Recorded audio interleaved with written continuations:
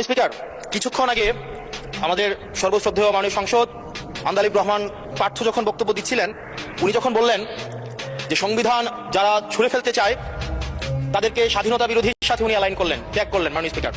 এবং তখন ট্রেজারি বেঞ্চের সম্মানিত মাননীয় মন্ত্রী যারা ছিলেন তারা সেটাকে টেবিল চাপড়িয়ে সেটাকে সমর্থন দিলেন। মাননীয় স্পিকার, গণতন্ত্রের জন্য যিনি আপোষহীন লড়াই করে গিয়েছেন বেগম জিয়া, উনি বলেছিলেন যেদিন জনতার সরকার প্রতিষ্ঠিত হবে, যেদিন এই পার্লামেন্ট জনতার সরকারের কাছে যাবে, এদিন এই সংবিধানকে ছুঁড়ে ফেলা হবে। ট্রেজারি বেঞ্চের যে মন্ত্রীরা ছিলেন তারা দীর্ঘদিন তাদের সারা জীবন তারা বেগম জিয়ার সাথে রাজনীতি করেছেন।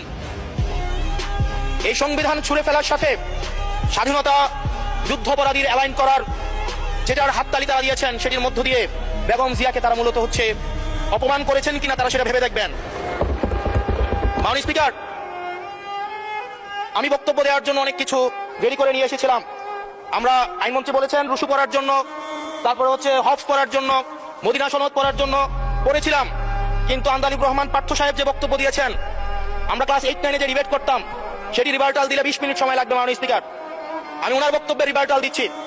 উনি বলেছেন যে আমি কোট করছি, উনি বলেছেন 72-এর সংবিধানের কিছু কিছু বিষয়কে ওনারা সম্মান দিয়েছেন। তার মানে কিছু কিছু বিষয়কে ওনারা সম্মান দেয় নাই। তার মানে এই অভ্যুত্থানের পরে এই সংবিধানের কিছু অংশ ওনারা মেনেছেন, কিছু অংশ ওনারা মানেন নাই। ওনারা কেবল ওই অংশটাই মেনেছেন যে অংশটা ওনাদের পক্ষে গিয়েছে, যে অংশটা ওনাদের বিপক্ষে গিয়েছে এই অংশটা ওনারা মানেন নাই। মাননীয় স্পিকার, এই ধরনের প্রকৃতি সম্পন্ন যারা আছে বাংলাদেশের পার্লামেন্ট যারা দেখছেন তারা সিদ্ধান্ত নেবেন, যারা কখনো কখনো কনফর্মিস্ট, যারা কখনো কখনো রিফর্মিস্ট, তারা মূলত অপরচুনিস্ট। এখন আমি সংবিধানের কিছু কিছু ধারা মানবো, কিছু কিছু ধারা মানবো না। আমি কখনো কখনো সাংবিধানিক, কখনো কখনো আমি অসাংবিধানিক। মাননীয় স্পিকার, যখন ডক্ট্রিন অফ নেসেসিটির প্রশ্ন আসে, মাননীয় স্পিকার, এই এক্সিস্টিং সংবিধান অনুযায়ী যখন 7A এবং 7B বলবৎ থাকে, সেই জায়গা থেকে আইনত করা মাননীয় স্বরাষ্ট্রমন্ত্রী উনি থাকলে ভালো হতো। ডক্ট্রিন অফ নেসেসিটি মাননীয় স্পিকার 48-3 অনুযায়ী রাষ্ট্রপতি সুপ্রিম কোর্টের মাধ্যমে একটা এই 106-এর অ্যাডভাইজরি একটা রুল আছে মাননীয় স্পিকার। এই অ্যাডভাইজরি রুলের মাধ্যমে সংবিধানের ফান্ডামেন্টাল কোনো বিষয় কম্প্রোমাইজ করা যায় না।